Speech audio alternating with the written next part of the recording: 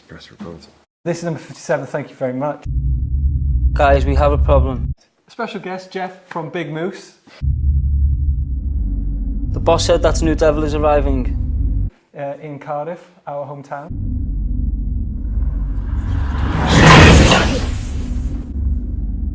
And what did they say about him? Jeff, what's your history? What's my history? Yeah, just briefly. I know you love to talk. I'm rude. Born in North London. Started playing ice hockey when I was 10. Became pro when I was 21. Was pro for 9 years. Retired. Then started skydiving after that because I needed a bit of excitement in my life and missed the adrenaline rush. Then started climbing mountains and then started a bit of a big moosey thing. That's it. Are you 55 now. Are you a goaltender? I was, yeah. I had hair and... He's going to talk goalkeepers now. Hair and goaltending. I like it It's all because gone, man. goaltenders, goalkeepers, they're just a, This is his bag as well. Are you a goalie? a special breed. Oh, yeah. Oh, team. Yeah. Good team, man. Yeah, totally. So You I should was, have I seen was his keen. little eyes The light up when I goaltenders told him that union. the other day. I mean, he's got you. Was he really? I went to a school That's our prior podcast to loss. doing one of my mountains. I went to a school to do a talk and I got introduced to this little lad and he plays down Cardiff City and he's like a bit rough and ready and then we were chatting and my daughter said to this little lad that I was a goalie. When he went, goalie? He went, oh, goalie union. I was like, totally, yeah, really cool. So I need to get his name actually to follow him because he's probably going to be a little bit of a rock star. Yeah, totally. Amazing. Goalie union. Sorry, goalie Yeah, union. Goalie Union. They're just jealous. Yeah. They don't get it. They We're not never in the understand. goalie Never union. get it. Yeah. Mountains.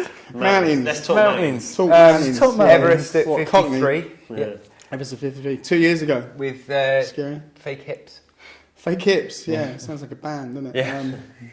Yeah. Yeah, 2 false hips when I was in my 40s, just from arthritis. So I had a couple of hips replaced, which have been great. They've worked pretty well. You got down to the tendon as well. Yeah, definitely. Because Absolutely. I see you see the amount of flexibility to the work Yeah. with the Yeah, hips it and just just wore 'em covering. out. Yeah. Yeah. Literally wore them out. So, but hip operations when you're young are okay because you can recover better. So I sort of recovered and they've been all right for the mountains, as you call them. All the mountains. Yeah. All the mountains. So Everest, what's it like? It's cold. Is it like proper cold as well? I can't even imagine. Proper cold, yeah. Proper cold, proper high. It's really high. Yeah. Is it high? Yeah, it's kind of I like... saw a picture. I super can't remember high. which mountain it was, but you had a mask on because it was above the death zone. Yeah, I've done 2 now. Managed to summit both, fortunately. Manaslu, which is in Nepal, which is beautiful. Stunning mountain, which I did with oxygen. Struggled on the way down a bit. I haven't really told this story, but I was coming. So I summited using oxygen, and I had a Sherpa with me, a great guy, Nima Tenzing, and we summited. And we're coming down. It's a beautiful, beautiful sunny day. And I was in good shape, and he was like, "You're right if I bomb off." So he's like, "Yeah, no problem." So he shot down the mountain, so we're sort of coming down, nice and easy. I started getting a bit tired, and I was like, oh, "It's a beautiful sunny day, and the sky is blue." And I thought I've managed to summit, and I thought I'm gonna have a sleep. You don't sleep in the death zone. It's like just ridiculous. So where my brain was going, I didn't know. I was like, "No, I'm gonna have a sleep." So I sat down on the snow.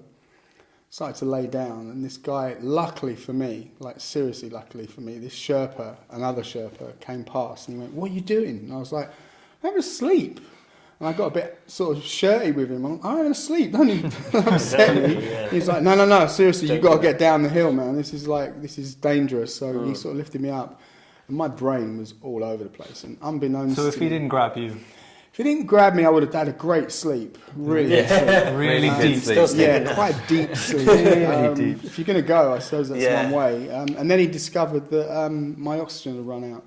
Wow. So he was like, "Oh my!" So he got on the radio, radioed my Sherpa, lifted me up, and I kind of walked down like a stumbling drunk. And my Sherpa came up with some more oxygen, and then they put it in the back of my rucksack and changed it. And I was like, "Whoa!" Literally took about 5 seconds to suddenly go from being like absolutely wasted to actually getting the buzz of oxygen. So, and what's it quite like?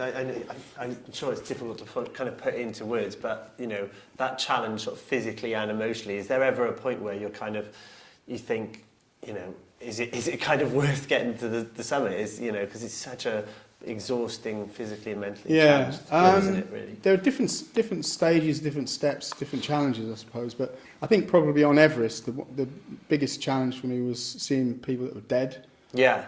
So I was climbing at one point and I could see a group of people above me, and it's unusual to have groups. You normally have individuals, but it's a group of people, which I didn't really understand. And then as I got closer to them and they got closer to me, I realised that they were lowering somebody down. Right. And basically, there were two people that had died, and they literally lowered them down past me, and I had to sort of step off of the path or the sort of steps in the snow for these two bodies to go past. And it was like, I'd never seen a dead body before in my life, so it was kind of like, whoa, okay. So, and then your brain starts working out, and your brain says to you, so those people are dead, and they're coming from where you're going. Yeah.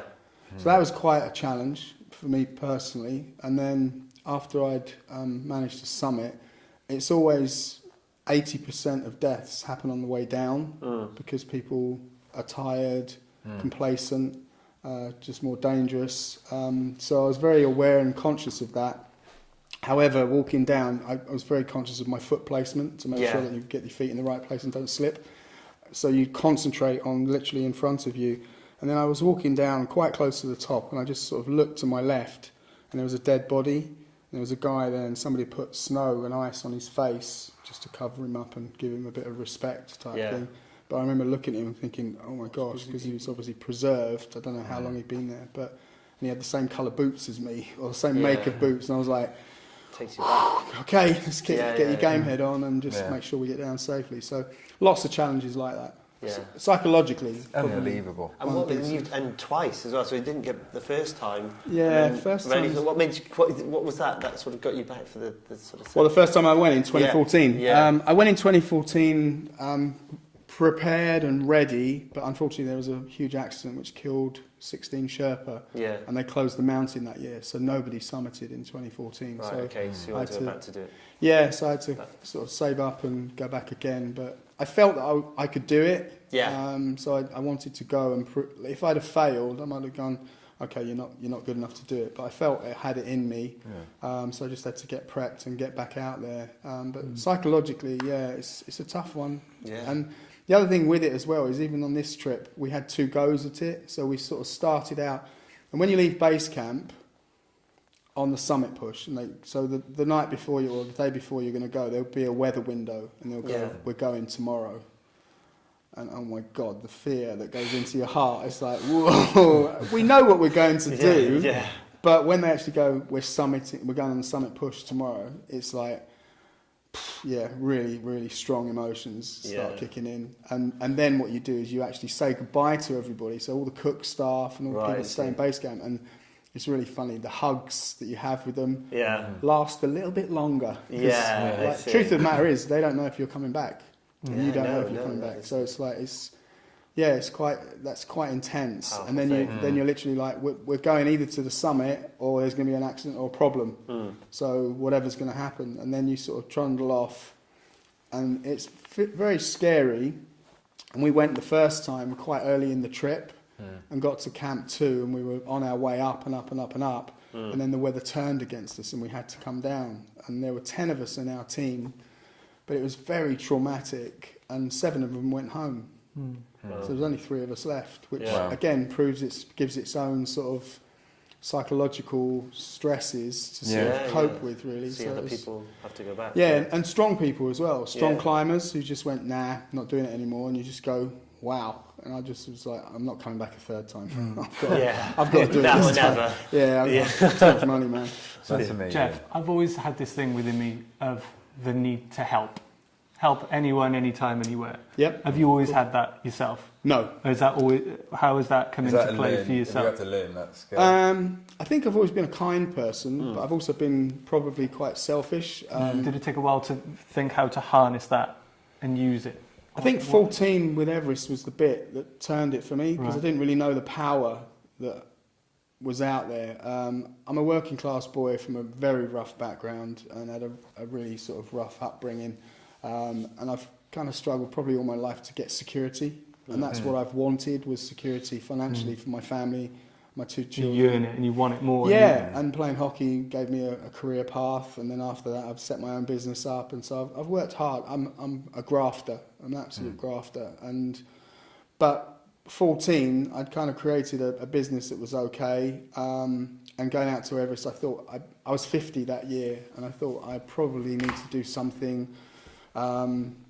If I don't try and do something that comes along with my journey, it's just a selfish journey to the top of Mount Everest, which is great on a personal note, but I might regret not doing something. So I decided to raise some money for Teenage Cancer Trust in Cardiff's University Hospital of Wales, and set about raising a bit of a crazy number, 50 grand, but only because I wish I'd have been at 25 actually, but because I was 50, I went for the 50k target, and I'm quite target driven. Yeah. And if I set myself a target, I work hard to try and get it, and we managed to actually surpass it and got to 60. Wow. So that 60 grand for TCT was the start, really. That was the bit where I went... Because it's quantifiable and you know you can do that. If you set a target, it proves absolutely. it. Right. And I just thought, you know what, I need to do more of this stuff, and I need to give back. And like you were saying about the giving thing, I kind of... It sparked something. It lit the blue touch pack. We are greatly grateful for Gary and... What is it? GaryCon 2019. So GaryCon 2019 is this week's sponsor, so please check it out.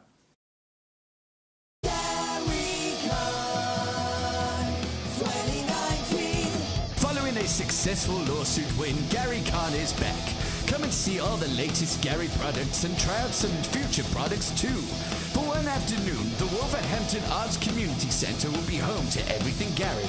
Although Gary won't be there in person, some of his staff will. Try new products like the Gary Computer, a computer with only 5 keys, and the Gary Tapeworm VR experience. Just £250 will give you access to this event. Things that we've made, things that we've found, things that you'll never believe. Things you can't touch, things you can't hold, things that you'll be able to eat. Maybe you'll come, maybe you won't. If you don't, you'll miss out so much. Gary Con 2019, products for a better future.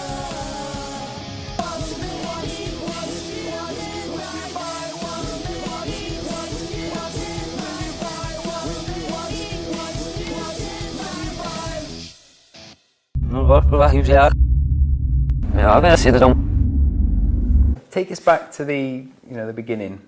Explain what is Bigmoose. Where What is did the name Bigmoose? come from?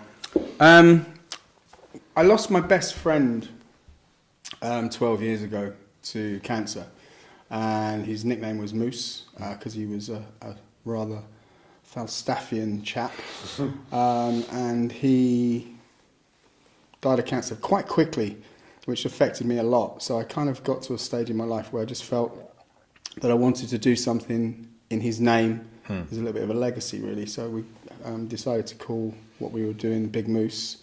Spoke to his widow. She was kind of cool with it and gave us her blessing. And that's where the name came from. It's lovely. It's a touching story that, positivity from something so negative. Yeah. That's kind of the way it's worked out, really. And that's what I wanted it to be, so that whenever we do something that's unique or interesting or inspiring, whatever that might be, and whoever that's touching, it's remembering his name. Like we've created a beer, and on the can we've got a story, and we ask people to toast Moose, to put their can up and toast Moose, and we get people sending pictures to us with going toasting Moose, which is just it's kind of cool. Yeah, and with the Cardiff half as well, the chat standing at the side of the road like I did with my little sign up every time you see one of your runners, Moose, Moose, Moose. So just for the listeners, that was we arranged the Cardiff Half Marathon support team, which your family got involved in. Yeah. And every mile we had signs with various amazingly amusing signs to get people laughing, joking, and being inspired. So it was kind of like giving little messages to people. Such a good idea. Yeah, and it kind of worked. And people, we've got these crazy orange and dotted shirts, which people are quite obvious to see. Iconic. So, yeah, and people just sort of shout "Moose, Moose, Moose," which is nice because it's from a PR perspective, it's fantastic, and it's kind of cool. Yeah. You start a movement. Yeah, that's what we want to try and do, really. As well, I notice whenever I check into Bigmoose, it's that which feeds throughout the whole team. So everyone's pulling that direction. They've all got that mentality. Yeah. It's amazing. This collective that's been drawn together there. Yeah. And obviously, it's your family involved, your daughter and your wife as well. Yeah. But it's got that feel throughout the whole team as well, hasn't it? I think so, yeah. And we've had a few staff that we've that haven't stayed with us, and I think probably the truth of the matter is that we hired wrong, and now we've kind of got to the stage where this is the first time we've ever done a business like this. I've got my own business, day job, but from a coffee shop perspective, we've never done anything like this at all. So we're learning, and we're only 6 months in, but I think we're really getting the team together now, and pretty much everybody we've got on the team now is very passionate, and I think that's the key. I said this to my daughter the other night.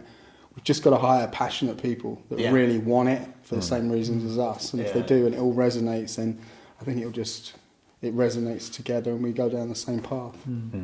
I did see there was some you're getting credited with the fair pay that you bring Living wage? Yeah. So the living wage, as you're probably aware of, is what we've got in the shop. We're paying a little bit more than everybody else does to pay living wage, and we should pay that throughout the country, really.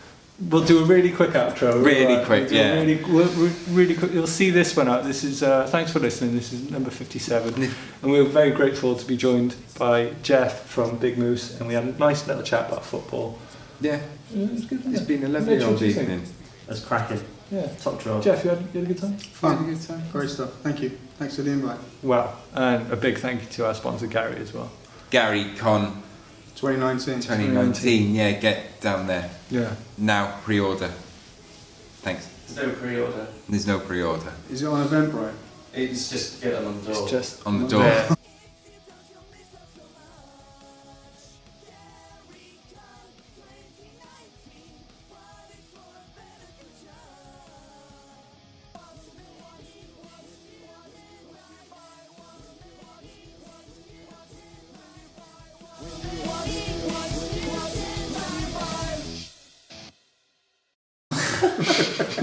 You buy your tickets on the door.